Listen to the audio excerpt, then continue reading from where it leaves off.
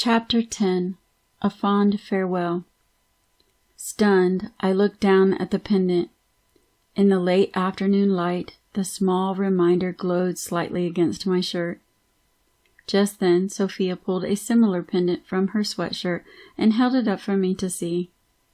My heart felt suddenly larger, as if it were expanding to contain the moment.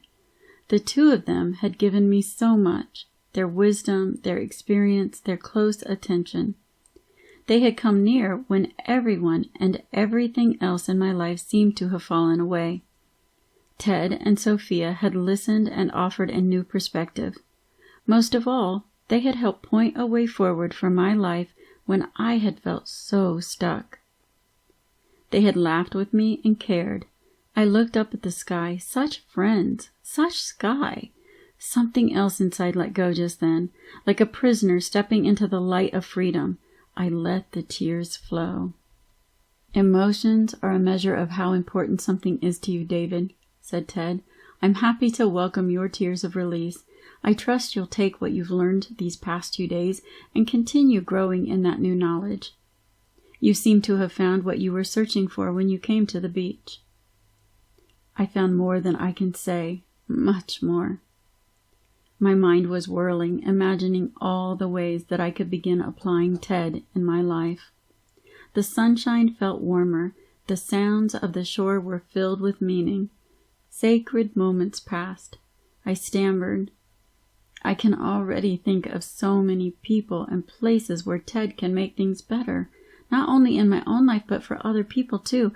I want to practice what I've learned here with my associates at work. I want to share it with these newlyweds I know, and my sister's family, in fact, everybody's family.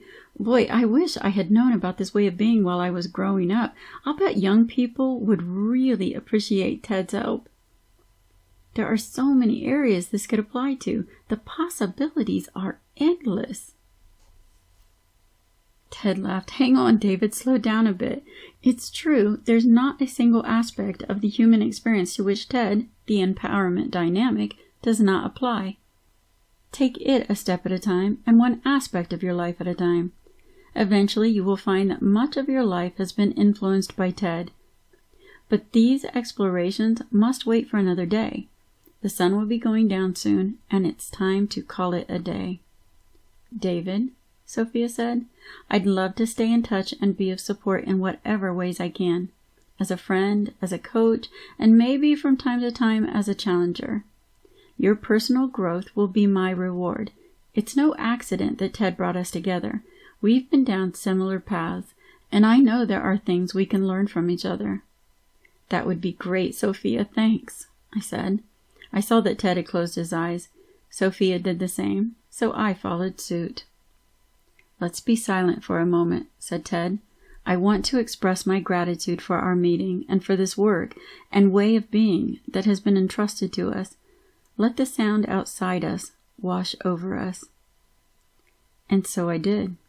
I gave thanks for all that had happened, for my new connections, and the new sense of hope that was now coursing through me. I drank in the sounds of the waves, breathed in the smell of the ocean, and let the warmth of the day sink in. After a few minutes, someone gave my hand a squeeze, and I opened my eyes. It was Ted. He had taken both my hands and Sophia's. He looked deeply at her and then at me. I felt a little funny then, as if Ted were looking into and beyond me. It reminded me of the way my dad looked at me when I graduated from college. I had known then that he saw exactly what I was made of, that he loved me for all that I was, and even for all that I wasn't. I smiled back. "Until next time." Ted gave us both a hug. Such a warm soul.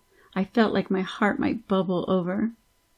Sophia turned and grabbed my hands and gave me an exuberant squeeze as if she were a long-lost sister returning home.